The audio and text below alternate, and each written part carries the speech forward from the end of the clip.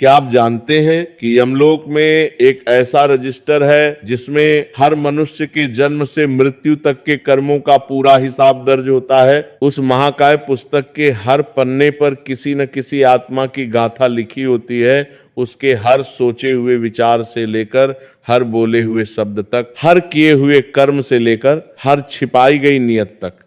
लेकिन उस महान पुस्तक के कुछ पन्ने हमेशा खाली रहते हैं, बिल्कुल कोरे। वे पन्ने उन आत्माओं के लिए बने थे जो कभी आती ही नहीं।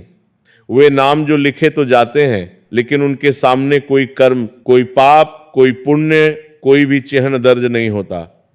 यह रहस्य हजारों वर्षों से यमलोक में छिपा रहा है। आज हम आपको बताएंगे वह रहस्य जो गरुड़ पुराण में छिपा है, वह सत्य जिसे स्वयं धर्मराज यमदेव ने अपने दूतों और चित्रगुप्त को समझाया था। यह कथा उस दिन की है जब चित्रगुप्त जी ने पहली बार इस रहस्य को सुलझाने का प्रयास किया था। कथा का आरंभ होता है त्रेतायुग के उस कालखंड से, जब धर्मराज यमदेव अपने भव्य न्यायालय में विराजमान थे। यमलोक का वह विशाल दरबार, जहां हर दिन सूर्योदय से सूर्यास्त तक लाखों आत्माएं अपने कर्मों का लेखा जोखा देने आती हैं, वहां का दृश्य अद्भुत और भयानक दोनों था। विशाल स्तंभ जो नीले प्रकाश से चमकते थे, मानो आकाश के तारे धरती पर उतर आए हों। फर्श जो दर्पण की तरह चमकता था और उस पर हर आत्मा के कर्मों की परछाई दिखाई देती थी। कुछ छायाएं सुनहरी होती थीं जो पुण्य का प्रतीक थीं, कुछ काली जो पाप की गवाही देती थी। यमराज का सिंहासन काले ग्रेनाइट का बना था और उस पर रक्त लाल रत्न जड़े हुए थे जो न्याय की कठोरता के प्रतीक थे। उनके दाएं और बाएं दो यमदूत हमेशा खड़े रहते थे, एक धर्म का प्रतीक श्वेत वस्त्रों में सुशोभित और दूसरा दंड का प्रतीक काले वस्त्रों में हाथ में दंड धारण किए हुए। उस दरबार में हर आत्मा के लिए न्याय का एक ही सिद्धांत था, जैसा कर्म वैसा फल। कोई पक्षपात नहीं, कोई रिश्वत नहीं, कोई भावना नहीं, केवल शुद्ध न्याय। राजा हो या रंक, ब्राह्मण हो या शूद्र, धनी हो या निर्धन, सबके साथ समान व्यवहार। यमराज की आंखें किसी की भी आत्मा में झांक सकती थीं। वे देख सकते थे कि किसने कितने झूठ बोले, किसने कितने दिल तोड़े, किसने कितनी बार क्रोध में आकर किसी को दुख पहुंचाया। कोई भी रहस्य उनसे छिपा नहीं रह सकता था। उसी दरबार के एक कोने में एक विशाल कक्ष था जो चित्रगुप्त का कार्यालय था। चित्रगुप्त जो सृष्टि के सबसे महान लेखाकार माने जाते हैं, वहां दिन रात अपनी दिव्य लेखनी से करोड़ों आत्माओं के कर्मों को दर्ज करते रहते थे। उनका कक्ष एक विशाल पुस्तकालय जैसा था, जहां अनगिनत किताबें, पांडुलिपियां और पत्र पत्रिकाएं सुव्यवस्थित ढंग से रखी हुई थीं। उनके हाथ में एक अद्भुत कलम थी जो स्वर्ण और रजत से बनी थी, जिस पर दिव्य मंत्र अंकित थे। जब वे अच्छे कर्म लिखते तो कलम से सोने की स्याही निकलती जो पन्नों पर चमकती रहती, और जब बुरे कर्म लिखते तो काली स्याही जो पढ़ने वाले के मन को भारी कर देती। उनके सामने एक विशाल पुस्तक हमेशा खुली रहती थी, जिसमें संसार के हर प्राणी का संपूर्ण जीवन वृत्तांत लिखा होता था। उसके विचार, उसके कर्म, उसके संस्कार, उसकी नीयत, उसके सपने, उसके डर, सब कुछ। चित्रगुप्त जी बहुत ही अनुशासित और व्यवस्थित व्यक्तित्व के धनी थे। उनके कक्ष में हजारों शेल्फ थीं, जिनमें विभिन्न युगों, विभिन्न लोकों और विभिन्न प्राणियों के रिकॉर्ड सुरक्षित रखे गए थे। हर शेल्फ पर एक नाम पट्टी लगी होती थी, कहीं मनुष्य लोक सत्ययुग, कहीं देवलोक इंद्र का काल, कहीं असुर लोक हिरण्यकश्यप का युग। सब कुछ इतनी व्यवस्था से रखा गया था कि एक पल में किसी भी आत्मा का पूरा इतिहास निकाला जा सकता था। उनके सहायक जो संख्या में सैकड़ों थे, हर पल उनके निर्देशों का पालन करते हुए नए रिकॉर्ड दर्ज करते रहते थे। लेकिन एक दिन चित्रगुप्त जी को अपने इसी व्यवस्थित रिकॉर्ड में कुछ अजीब नजर आया। वह दिन अमावस्या का था। यमलोक में सूर्य नहीं होता, लेकिन एक अजीब सी नीली रोशनी हमेशा चमकती रहती है जो दिन और रात का अंतर बताती है। उस दिन वह रोशनी भी कुछ फीकी पड़ गई थी, जैसे किसी अनहोनी का संकेत हो। आकाश में काले बादल मंडरा रहे थे और हवाओं में एक अजीब सी सिसकियां सुनाई दे रही थी, जैसे कोई अदृश्य आत्माएं विलाप कर रही हों। चित्रगुप्त उस दिन सुबह से ही अपने कक्ष में बैठे हुए दिन भर की आत्माओं का लेखा जोखा कर रहे थे। उन्होंने देखा कि आज यमलोक में आने वाली आत्माओं की संख्या सामान्य से अधिक थी। शायद मृत्युलोक में कोई महामारी या युद्ध हुआ था। वे एक एक करके हर आत्मा का विवरण दर्ज कर रहे थे। एक बूढ़े ब्राह्मण की आत्मा आई जिसने जीवन भर वेद पढ़े और यज्ञ कराए गरीबों की सेवा की थी। उसके नाम के सामने स्वर्ण स्याही से पुण्य के अंक लिखे गए। फिर एक व्यापारी की आत्मा आई जिसने छल कपट से धन कमाया था, अपने मुनाफे के लिए ग्राहकों को ठगा था। उसके नाम के सामने काली स्याही से पाप के अंक दर्ज हुए। एक सैनिक की आत्मा आई जो युद्ध में वीरगति को प्राप्त हुआ था। उसके नाम के सामने सोने और चांदी की मिश्रित स्याही से लिखा गया। इसी तरह दिन बीतता गया। सैकड़ों आत्माएं आईं और गईं। शाम होते होते जब चित्रगुप्त ने अपनी पुस्तक के पन्ने पलटे तो उन्हें कुछ अजीब दिखाई दिया। उन्होंने देखा कि कुछ नाम ऐसे थे जिनके सामने कुछ भी लिखा नहीं था, बिल्कुल खाली कोरा कागज। उन्होंने सोचा शायद ये कोई त्रुटि है या शायद उनके सहायकों ने गलती की है। उन्होंने अपने सहायकों को बुलाया और कुछ कड़ाई से पूछा, ये नाम यहाँ कैसे आ गए? इनके सामने कुछ दर्ज क्यों नहीं है? क्या तुमने अपना कार्य ठीक से नहीं किया? एक सहायक ने घबराते हुए कहा, प्रभु ये हमारी गलती नहीं है। ये वे आत्माएं हैं जिनके लिए यमदूत गए थे, लेकिन वे उन्हें यहां नहीं ला सके। द्वार पर ही उन्हें रोक दिया गया। चित्रगुप्त चौंक गए, उनकी आंखें फैल गईं। क्या मतलब? यमदूत किसी आत्मा को लाने में असमर्थ रहे? ये कैसे संभव है? यमदूत तो सबसे शक्तिशाली होते हैं, वे किसी भी आत्मा को पकड़ सकते हैं। क्या उन आत्माओं ने कोई विशेष तपस्या कर रखी थी या वे किसी देवता की शरण में थे? क्या वे कोई महान योगी या ऋषि थे? सहायक ने झिझकते हुए धीरे से कहा, नहीं प्रभु, ऐसी कोई बात नहीं। दरअसल वे आत्माएं, वे बहुत छोटे बच्चे थे, कुछ तो मात्र कुछ महीने के, कुछ 1-2 वर्ष के, कुछ 3-4 वर्ष के। यमदूत उन्हें लेकर यहां तक आए भी, लेकिन यमलोक के मुख्य द्वार पर ही धर्मराज का आदेश मिला कि इन्हें यमलोक में प्रवेश की अनुमति नहीं है, इन्हें वापस भेज दो। चित्रगुप्त के माथे पर गहरे बल पड़ गए। उनका मन असमंजस में पड़ गया।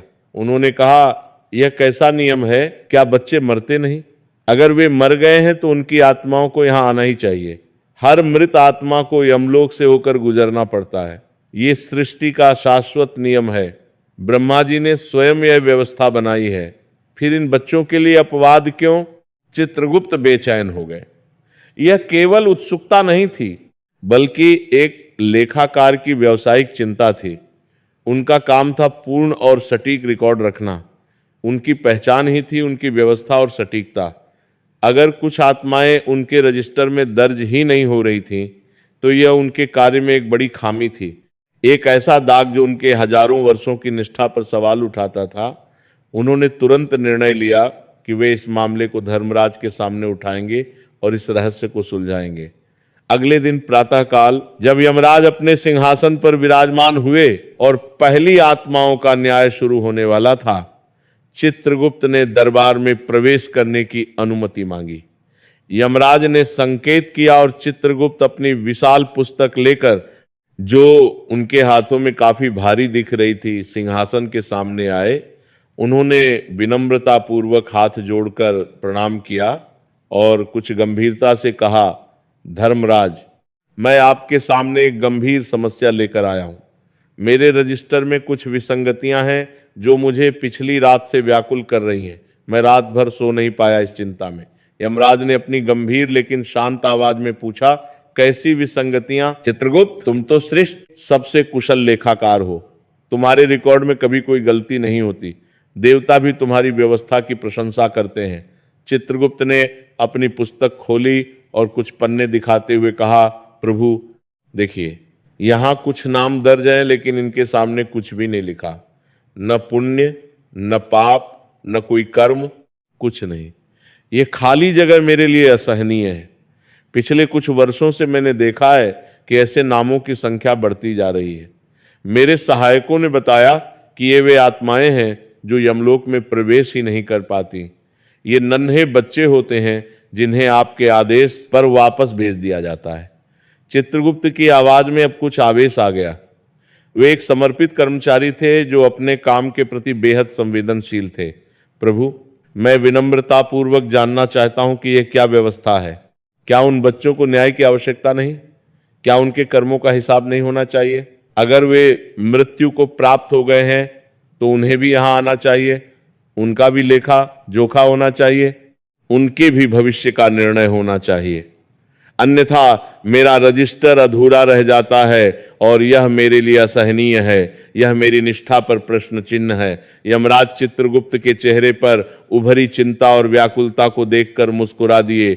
उनकी वह मुस्कान भया नहीं थी जैसी आमतौर पर लोग यमराज की कल्पना करते हैं, बल्कि वह एक पिता जैसी करुणा और समझदारी से भरी मुस्कान थी जो एक अनुभवी व्यक्ति अपने समर्पित शिष्य को देखकर मुस्कुराता है। उन्होंने धीरे से प्रेम भरी आवाज में कहा, चित्रगुप्त, तुम्हारी समस्या मैं अच्छी तरह समझ सकता हूं।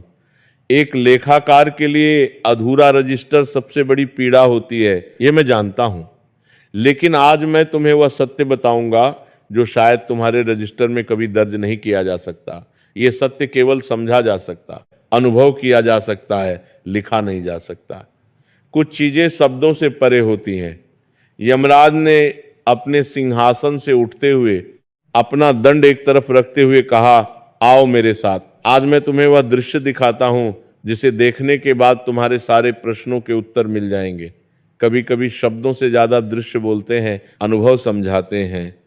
यमराज और चित्रगुप्त दोनों अपने दिव्य शरीर में मृत्युलोक की ओर चल पड़े। उन्होंने अपनी योग शक्ति से समय और स्थान को पार किया। कुछ ही क्षणों में एक दिव्य प्रकाश की लहर के साथ वे पहुंच गए धरती के एक छोटे से गांव में। वह गांव घने जंगलों से घिरा हुआ था। छोटी छोटी मिट्टी की झोपड़ियां, कच्ची सड़कें, खेत जहां किसान हल चला रहे थे और दूर एक नदी बहती थी जिसका पानी सूर्य की रोशनी में चमक रहा था। गांव के एक कोने में नदी के किनारे ही शमशान घाट था। वहां का दृश्य बहुत ही मार्मिक था। चित्रगुप्त ने देखा कि शमशान के एक तरफ एक चिता धधक रही थी। एक बूढ़े आदमी का अंतिम संस्कार हो रहा था। लपटें आकाश को छू रही थी। धुआं काले बादलों की तरह चारों ओर फैल रहा था और पंडित जी ऊंची आवाज में वैदिक मंत्रोच्चार कर रहे थे। परिवार के लोग दूर खड़े होकर रो रहे थे। कुछ महिलाएं जोर जोर से विलाप कर रही थीं। यह एक सामान्य दाह संस्कार का दृश्य था, जैसा हर दिन होता है। लेकिन ठीक उसी स्मशान के दूसरे कोने में एक बिल्कुल अलग और मार्मिक दृश्य था। वहां कोई चिता नहीं थी, कोई अग्नि नहीं थी, कोई धुआं नहीं था। वहां एक माँ बैठी थी, पत्थर की तरह स्थिर, और उसकी गोद में उसका 2 वर्ष का बेटा था। बच्चा मर चुका था।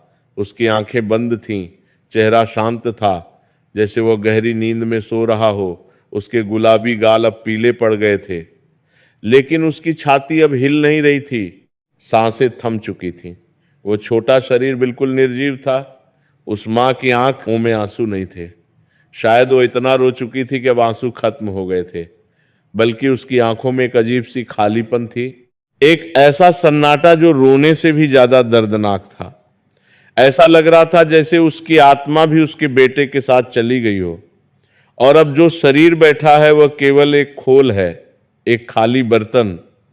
वह बस अपने बेटे को देखे जा रही थी। उसके छोटे छोटे बालों में हाथ फेर रही थी, उसके माथे को बार बार चूम रही थी, उसके नन्हे हाथों को अपने हाथों में लिए हुए थी, जैसे अभी भी विश्वास नहीं हो रहा कि उसका बच्चा चला गया।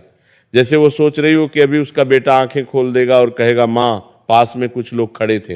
एक बूढ़ा पंडित जिसके सफेद बाल और लंबी दाढ़ी थी, गांव के कुछ बुजुर्ग जिनके चेहरे पर भी दुख की छाया थी, और कुछ महिलाएं जो उस मां को सांत्वना देने की कोशिश कर रही थी, लेकिन उनके शब्द उस मां तक पहुंच ही नहीं रहे थे। पंडित जी धीरे से करुणा भरी आवाज में बोले, बहन, अब इसे छोड़ दो, समय हो गया है। सूर्यास्त से पहले इसका अंतिम संस्कार करना होगा, यही विधान है। मां ने अपना सिर उठाया। उसकी सूखी आंखों से फिर आंसू बहने लगे। उसने रोते हुए कांपती आवाज में पूछा, पंडित जी, इसे भी वैसे ही चिता पर रखा जाएगा ना, जैसे सबको रखा जाता है? इसे भी वही सम्मान मिलेगा ना। उसकी आवाज में एक आशा थी, एक चाहत कि कम से कम अंतिम संस्कार में तो उसके बेटे को वही सम्मान मिले जो बड़ों को मिलता है। लेकिन पंडित जी ने दुख भरे मन से सिर हिलाते हुए कहा, नहीं बहन, इसे अग्नि नहीं दी जाएगी। शास्त्रों में स्पष्ट लिखा है कि 12 वर्ष से छोटे बच्चों को जलाया नहीं जाता, इन्हें भूमि समाधि दी जाती है। इसे दफनाया जाएगा धरती की गोद में। मां का दिल टूट गया, उसकी आखिरी उम्मीद भी खत्म हो गई। उसने रोते हुए कहा, क्यों पंडित जी, क्या मेरा बेटा इतना तुच्छ था कि इसे अग्नि का सम्मान भी नहीं मिलेगा? क्या यह पाप था जो इसे धरती में गाड़ दिया जाएगा? क्या यह मेरा कोई पिछला पाप है जो मेरे बेटे को यह सजा मिल रही है? पंडित जी ने गहरी सांस ली और करुणा से उस मां की आंखों में देखते हुए कहा, बहन, यह अपमान नहीं है और नहीं सजा, ये धर्म का विधान है, एक पवित्र परंपरा। जो बच्चे इतने छोटे होते हैं, जिन्होंने अभी दुनिया देखी ही नहीं, जिन्होंने संसार के सुख दुख का अनुभव ही नहीं किया, जिन्होंने कोई पाप नहीं किया, कोई झूठ नहीं बोला, किसी से द्वेष नहीं किया, उन्हें अग्नि की आवश्यकता नहीं होती। वे तो पहले से ही शुद्ध होते हैं, निर्मल होते हैं। उन्हें धरती मां की गोद में सुलाया जाता है, जहां से वे फिर से जन्म लेंगे। ये उनका अपमान नहीं, बल्कि उनकी पवित्रता का प्रमाण है। कुछ लोगों ने मिलकर शमशान के एक शांत कोने में, एक पीपल के पेड़ के नीचे जहां शांति थी, एक छोटा सा गड्ढा खोदा। मिट्टी निकालते समय सबके चेहरे पर दुख था। उन्होंने उस बच्चे को नरम सफेद कपड़े में लपेटा, उसके चारों ओर ताजे फूल रखे, गुलाब, गेंदे, चमेली के फूल, और धीरे से, बहुत ही सावधानी से उस गड्ढे में लिटा दिया। कोई चिता नहीं, कोई अग्नि नहीं, कोई धुआं नहीं, बस मिट्टी, फूल और एक मां की टूटी हुई सिसकियां। धीरे धीरे उस छोटे शरीर पर मिट्टी डाली गई और वह धरती में समा गया। चित्रगुप्त ये सब देखकर अंदर तक व्याकुल हो गए। उनका दिल भर आया, उनकी आंखों में आंसू आ गए। उन्होंने यमराज से कुछ आवेश में कहा, प्रभु, ये क्या अन्याय है? मैंने देखा कि उधर उस बूढ़े आदमी को पूरे विधि विधान से, मंत्रों के साथ, सम्मान के साथ जलाया जा रहा है।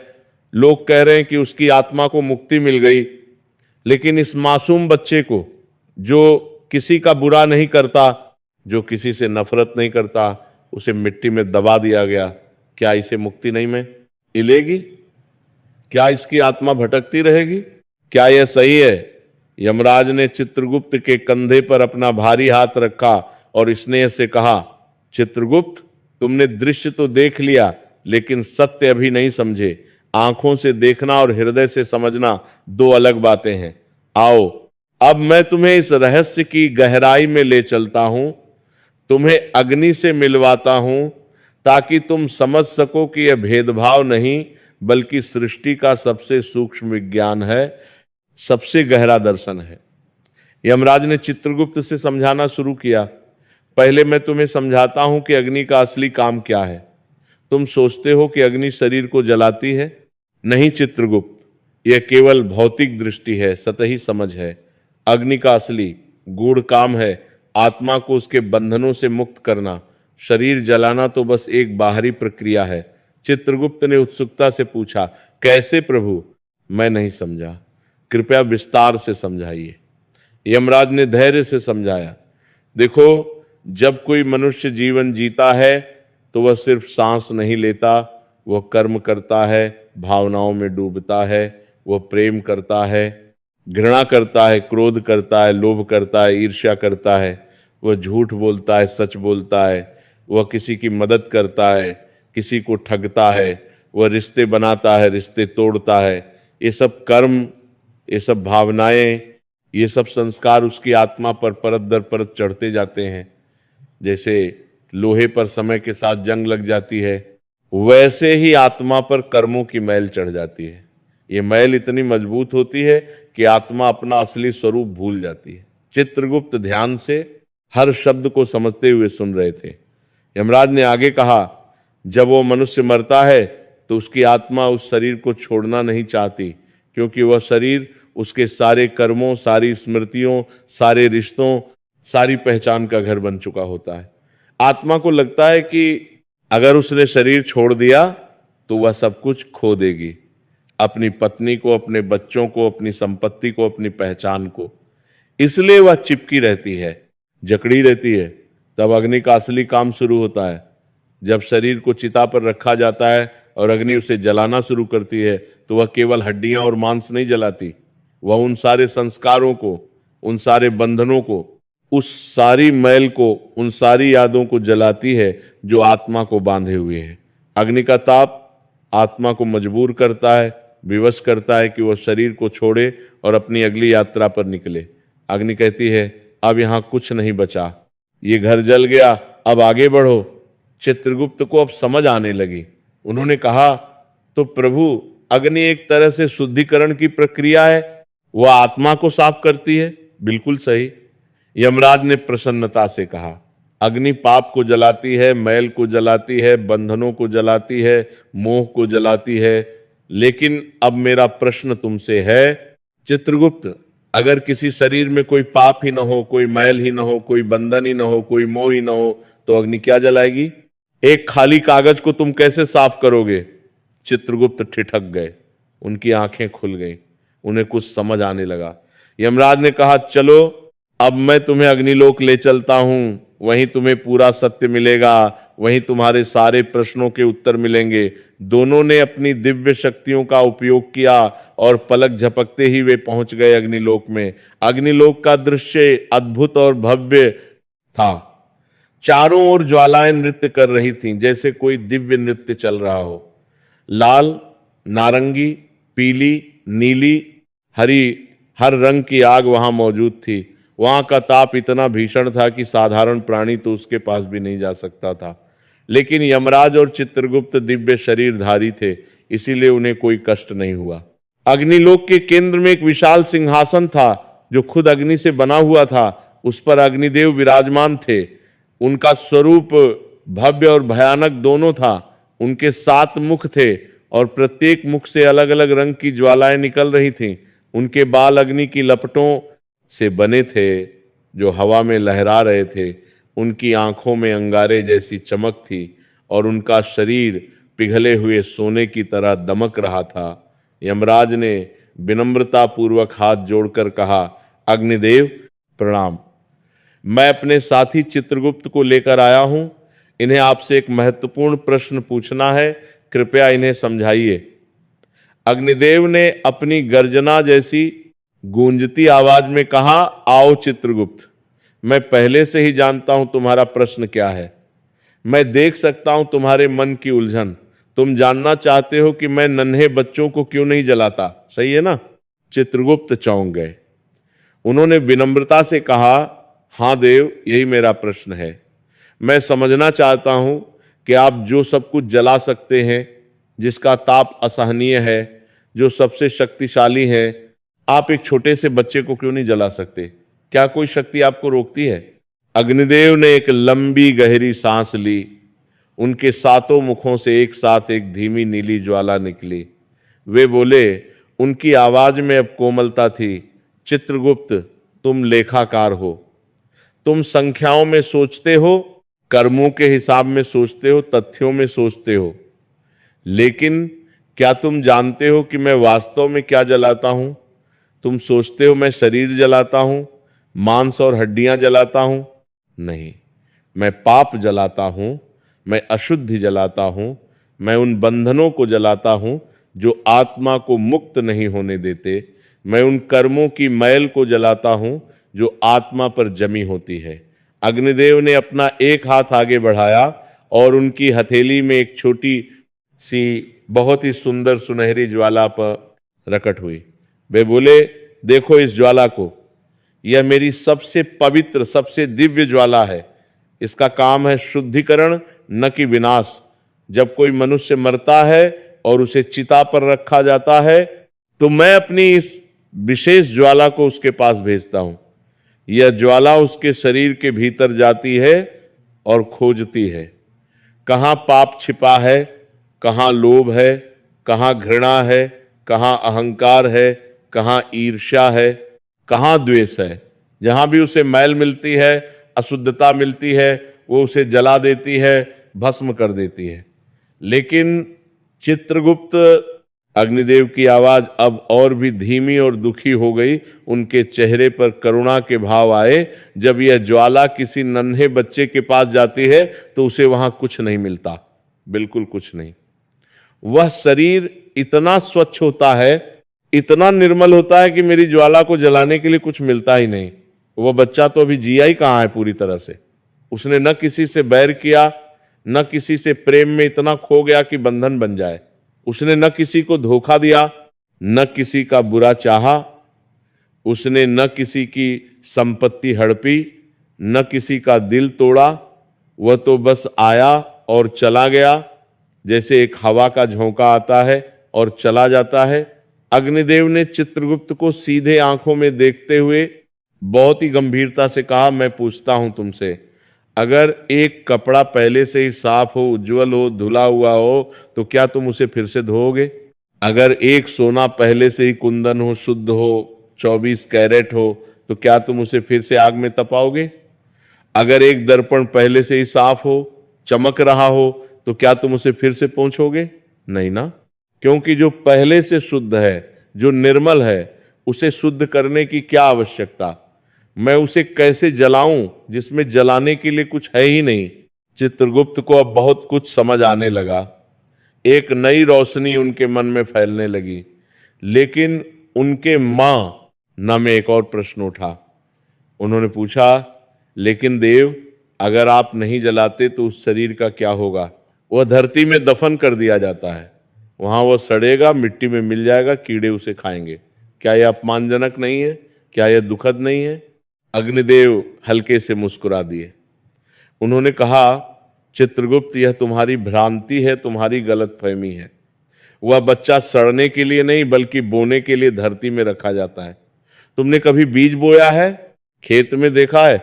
चित्रगुप्त ने कहा, हां देव, देखा तो है, किसान बीज बोते हैं। तो बताओ। अग्निदेव ने पूछा, जब किसान बीज को धरती में बोता है, उसे मिट्टी से ढक देता है, तो क्या होता है? क्या वह बीज सड़ जाता है, खत्म हो जाता है? नहीं देव, चित्रगुप्त ने तुरंत कहा, वह अंकुरित होता है, उसमें से नया जीवन निकलता है, एक नया पौधा उगता है। बिल्कुल सही, अग्निदेव ने खुशी से कहा। ठीक वैसे ही उस नन्हे बच्चे को धरती में रखना एक प्रक्रिया है, एक पवित्र प्रक्रिया।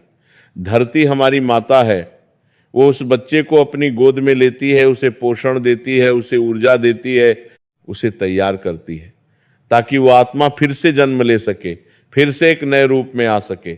अग्नि का काम है पुराने को नष्ट करना, कर्मों को जलाना, लेकिन धरती का काम है नए को जन्म देना, पोषण करना, संभालना। धरती माता कहती है, आओ मेरे बच्चे, मेरी गोद में सो जाओ, मैं तुम्हें फिर से तैयार करूंगी। यमराज ने चित्रगुप्त से कहा, समझे अब पूरी बात? बड़े लोगों को अग्नि दी जाती है क्योंकि उन्हें शुद्ध करना पड़ता है। उनके कर्मों का, उनके पापों का, उनके बंधनों का, उनके मोह का नाश करना पड़ता है।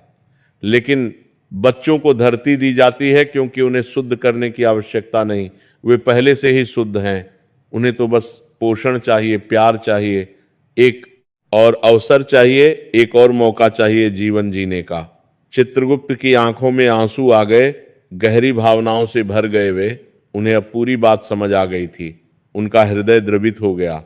उन्होंने कहा, प्रभु, तो इसीलिए वे आत्माएं यमलोक नहीं आती, इसीलिए मेरे रजिस्टर में उनके नाम के सामने कुछ नहीं लिखा होता। यमराज ने गहराई से समझाया, हां चित्रगुप्त, यमलोक न्याय का स्थान है, यह कर्म फल का केंद्र है। यहां मैं उनका न्याय करता हूं जिन्होंने कर्म किए हैं। कुछ ने अच्छे कर्म किए होते हैं, दान दिया, सेवा की, सत्य बोला, धर्म का पालन किया, तो मैं उन्हें स्वर्ग भेजता हूं जहां वे सुख भोगते हैं। कुछ ने बुरे कर्म किए होते हैं, हत्या की, चोरी की, झूठ बोला, किसी को कष्ट दिया, तो मैं उन्हें नरक भेजता हूं जहां वे अपने पापों का प्रायश्चित करते हैं।